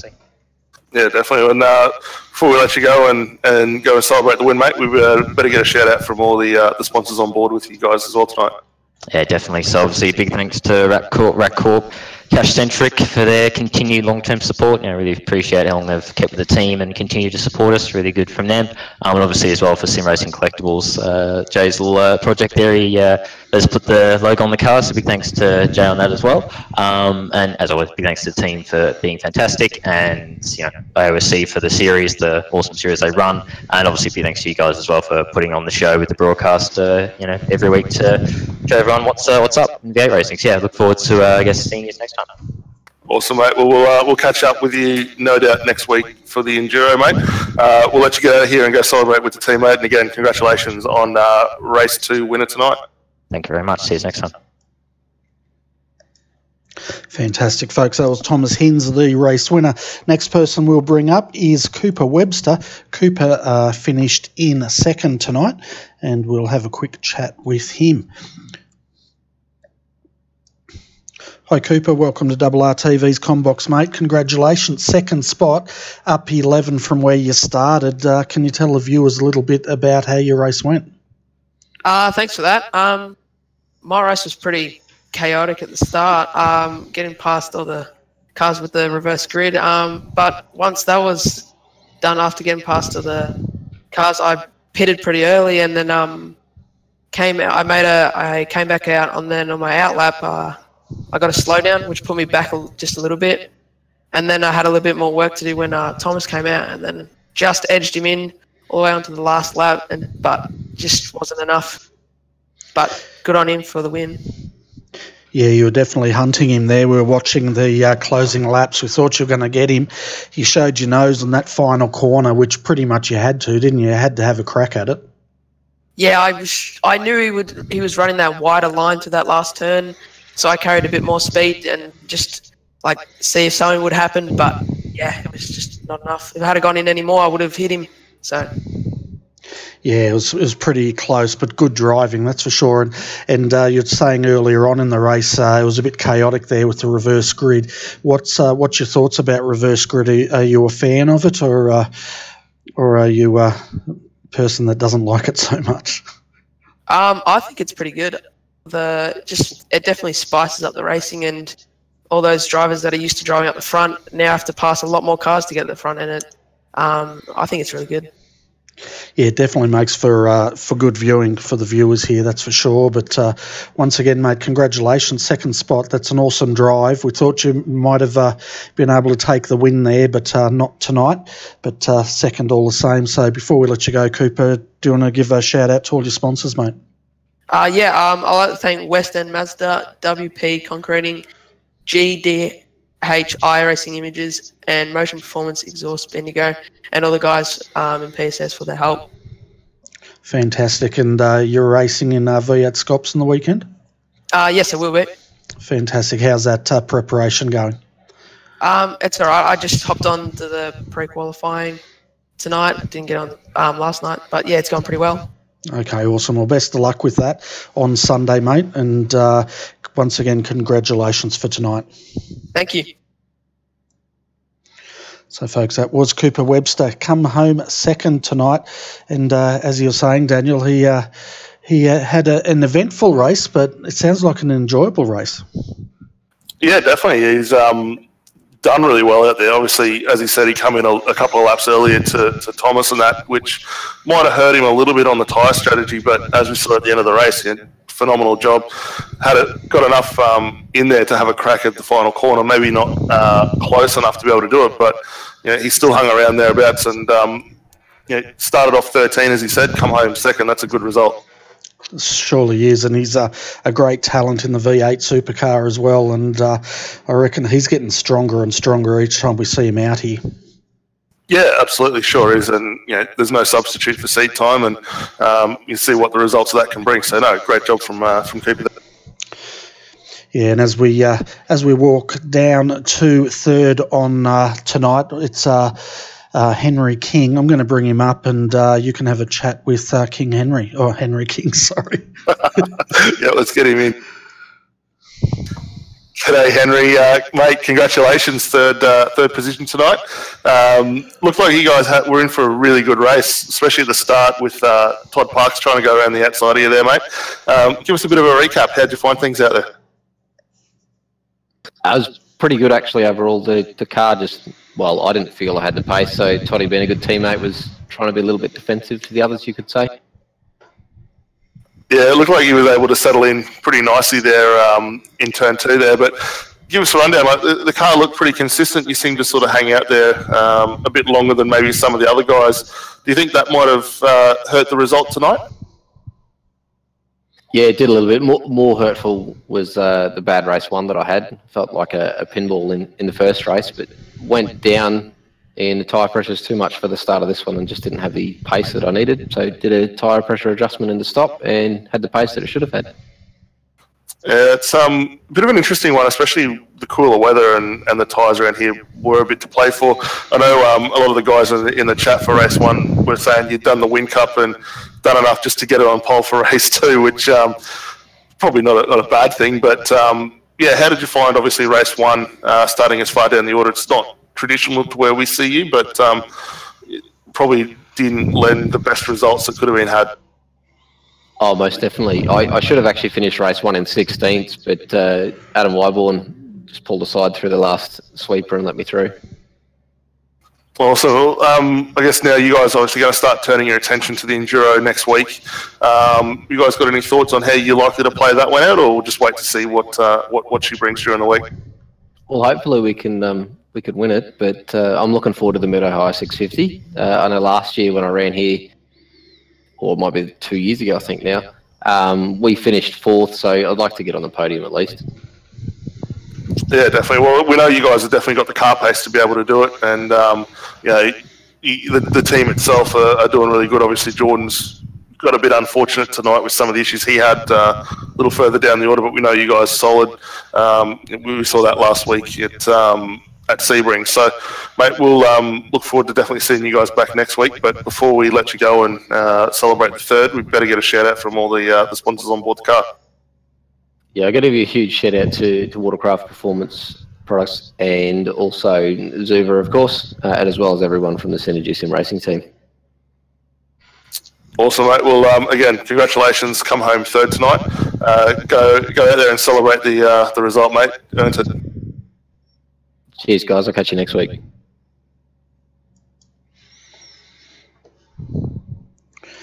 Fantastic. That was Henry King, and he finished third tonight. We're just having a look further down the through the pits here. We've got a couple more drivers hanging around and no doubt signing autographs up there, Daniel, but we might jump in and grab Marlon McMullen and have a quick chat with him. Yeah, sounds good. He's, as the guys know, coming into this one, point leader, so I think he should still retain that when we move on to the next race as well. Yeah, well, that'll be interesting to find out. I don't have the latest points here, but it's looking mighty close. But we've got Marlon McMullen in the combox with us now. Marlon, that second race, it looked pretty action-packed. Can you tell the viewers a little bit about how you found your way around out there tonight? Yeah, no, that was pretty scary, that race, to be honest. A couple of knocks here and there, and yeah, no, I was lucky to even finish. I was doing the best job you can do coming through the field. You don't know everyone's, speed. Someone could be 2 seconds a lap slower, and you brake a lot later than what they do sometimes, and it can catch you out. And yeah, that, so you try and be careful. And then I just got to the pit stop, was doing a really good job coming through, sitting behind Kyle and all that, and I was really enjoying it. And then I got up to Mitchell, after the pit stop, and he's not the most easiest person to pass, even though he uses our Discord and all that. You think he'd be a bit of a nicer bloke, but no, he makes it hard. But we had a good little stoush. I lost a couple of panels. He lost a couple of panels, but it is what it is. That's what we want to see, as long as we both don't spin around. But yeah, no, so that was interesting, and tried to chase down Jacob, who was doing an absolutely wicked job, and then I think his computer dropped out because he just vanished, from the face of the earth. And next person was Jordan. Next person was Henry. And, Henry was doing an absolutely astounding job to the end of the race. And I tried to catch him as fast as I could. But, yeah, now looking back at hindsight, I wish I sort of didn't have that 6-second battle loss with Mitch. But, it's racing. You've got to do the best you can to get through the field cleanly. And I think I achieved that tonight to an extent. Yeah, we saw that battle with Mitchell. You guys were definitely fighting hard there, and Mitchell was definitely a hard man to pass, that's for sure, but great racing all the same. And I guess going back to your original comment about these reverse grids, I guess the first couple of laps, possibly more, you guys are feeling your way, trying to work out what the slower drivers are going to do ahead of you? Yeah, every time, every track we go to, it can be, a second and a half difference between the top 15, and it doesn't sound like much on paper, but when you go into a race, they got, not that they're doing anything wrong, they're still learning, but that can really catch you out because you can break an extra 50 metres, and you see some of the guys go gyrating off and all that because they think they can break where they can usually, and then now you've got to be really, really careful. But that's the deal with starting in the mid pack. Well, we all know it, we're all tiptoey. But it gets to a point where that tiptoey stage is going to end, and that's where the gloves are starting to come off with a few people, and they start sending the moves, and all you can do is try and survive it on your own, and then you're brought into it near the end of the race. So it's a good little track, this Snetterton, but yeah, we just got to. It was a bit of an attrition. It was an attrition-rated race, if you want to put it. Yeah, definitely. And what about the incident limit tonight? Was that on your mind when you were trading blows with some of the other drivers out there tonight? Yeah, you never want to get a couple of 4Xs because, as soon as you get 4X, it might not even be your fault. You're just battling side by side and the other guy comes into you and, sometimes with iRacing, you may get the 4X or they may get the 4X. So it's just one of those things, it's a tight little track. We're all trying to give each other room, but you get a couple of 4Xs and then, a spin of a 2X, and someone like, I think, Jordan Ross, for example, got, disqualified. So I think it's still fine, the 17 limit, but it was a 17-lap race. So if you got one per lap, it wasn't looking good for you. Yeah, that's it, and especially on a reverse grid. But it does make for a good racing and good viewing all the same. But before we let you go, Marlon, how about a shout-out to all your sponsors and everyone that's helped get that car on the grid tonight? Yeah, no, especially for Cooper. He's done really well tonight. So well done the West End Mazda, WP Concreting for supporting us, BSS obviously the team, Night Rider Design for the awesome liveries, for all the cars, Motion Performance, Exhaust Centre, and GDH iRacing Images. Fantastic. Yeah, it was a great effort there by Cooper, that's for sure. But anyway, Marlon, thanks for popping in, mate. And I guess you're going to turn your attention to V8 Scops on Sunday now. No, I don't do the Scops Tour. Okay. But I'll be back out on the official on Monday, and it was nice to win last week at Sebring, so we'll see how we go here. Awesome. No worries. Well, thanks for popping in, mate. Go and celebrate your 4th position and get that car back on the transporter, and you'll be off for the 650 next week. I think it's Mid-Ohio from what I heard. Yeah, it'll be a wicked little track. I love it around there, and I'll try and go steal the champagne off Cooper because he's still underage. Yeah, I know. I was thinking that. I tried to take it off him, but he's too quick. He is, isn't he? So I'll see what I can do. I'll take off my running shoes. You're going to need him because I think I saw him bolting towards that the back of the pit, so you better go after him. Thank you, guys. See ya. All the best. So that was Marlon McMullen. Our final interview tonight, Daniel, and I'll let you take this one, is with Jacob Knight. Jacob came home in 7th, and he drives for FRA Motorsport, and that's a fairly young team. Well, it's probably not that young, but it sounds young. With 20. G'day, Jacob. Welcome to the RRTV commentary box, mate. Come home 7th tonight. Not a bad result for yourself? Yeah, mate. Not a bad result for myself. As you would have saw, with about 7 laps to go, I was in front of Marlon. Marlon, I probably could have kept with him and come home in 5th or 6th, but I've got to go get new RAM and SSD for my PC, so it stops freezing. A bit disappointed with the old hardware side. Looks like you came home with a pretty good little battle there towards the end. I think you were in a bit of a ding-dong with Matt Lapoitevin and Chris Robinson. I think Kyle Stokes was in that at a couple of points there. That looked like a lot of fun for yourself. Yeah, mate, race 1 was a good result. Unfortunately got a tap on the rear from Mitchell, and that sent me around in the hairpin, and I lost the position there. But yeah, no, that race was good. Had a pretty good battle with Matt there at the end. Yeah, definitely. And obviously, I think Bernie was saying earlier, you guys are a relatively new team, having a good run out here in the series. So give us a bit of a rundown on the background of the team, mate.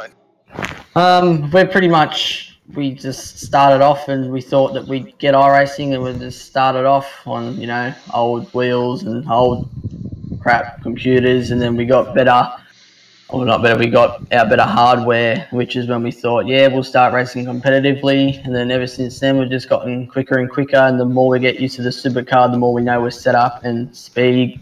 And it's we're getting some pretty good results now in AOSC, and me and Kyle are both very proud of it. Yeah, definitely. Well, you guys are looking really strong out there, and yeah, we're seeing it, week in, week out. Now you guys are doing a really good job. So yeah, congratulations on that. Obviously, AOSC now. A couple of the guys already mentioned we're looking at going to Mid-Ohio for the next endurance. So we're lucky to see you boys both running out there as well. Absolutely, mate. Never missed a race. Beautiful. Well, mate, we'll let you get out of here. Before we do, though, give us a shout out to all the guys on board the car, and I say we'll look forward to seeing you out at Mid-Ohio next week as well. Yep, I'd like to give a shout out to Night Rider Designs for both of our amazing designs, and our sponsor, National Central. Outstanding. Well, again, mate, congratulations. Come home 7th tonight. Really good result for yourselves, and we'll certainly look forward to catching you boys out there again next week. You sure will. See you, boys. So it was Jacob Knight coming home 7th tonight. So, yeah, he was having a great battle, wasn't he, holding his own there for the majority of that race. So well done to Jacob. Yeah, definitely. Some really good battles throughout the mid-pack and back of that top 10, top 15. So, Jake was in a good little battle there with his teammate Kyle, and had Matt and Chris around side him as well. So those boys did really well, and another little team that's punching well above their weight, and the seat time's playing a big part for that. Yeah, definitely. And folks, if you weren't with us earlier tonight, just a shout out to the GoFundMe for Matty Torkins, one of the blokes in our Australian-New Zealand club here in iRacing, and having a bit of a tough time at the moment. So if you guys can definitely help out with his GoFundMe, you can see it on the screen at the moment. Go and donate some money. Let's try and get that up to $6,000. And, every cent counts to help him and his family as he continues battling his illness. Yeah, definitely. It's not a great situation for him at the moment, but a lot of love and support from the boys. in the iRacing community, and everyone bands together and puts their best foot forward to help out a mate where they can. So hopefully, we'll see Matt back out on track in the not too distant future. But yeah, for anyone who's able to give a hand and do whatever they can to help out, much appreciated. Yeah, definitely. So that's pretty much brings us to the end of the show tonight, folks. But tomorrow the action continues. If you saw earlier in the week, the ANSCAR boys went to Bristol. We had the trucks on the Monday night. You saw the highlights on that on Thursday, and then a great Xfinity race last night, 185 laps. Well, tomorrow the ANSCAR boys, they come back to Bristol to finish off the week of racing there. They've got the ANSCAR Monster Energy Cup in the Cup cars taking to Bristol, full-length race. 500 laps, would you believe? And it all kicks off here on RRTV at 2:10 p.m. Race start at 3 p.m. So you'll get a good 50 minutes getting to know all the drivers out there and building it up to the big race later on in that day. So if you love your NASCAR, definitely tune in for that. Tomorrow night after that, we will be bringing you the RacingLeagues.com GT3 series, and that's just about finished now. I think we've only got this round and maybe next week. And then, of course, to end the night off, we've got Sim Racers Asia GT3 series coming your way.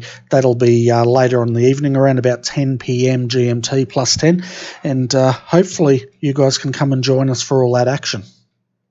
Yeah, definitely. A lot of racing still to come ahead as we move into the weekend here in Australia. So, a lot of variety. As you said, the NASCAR, the GT series. So, plenty of racing to go around for everyone.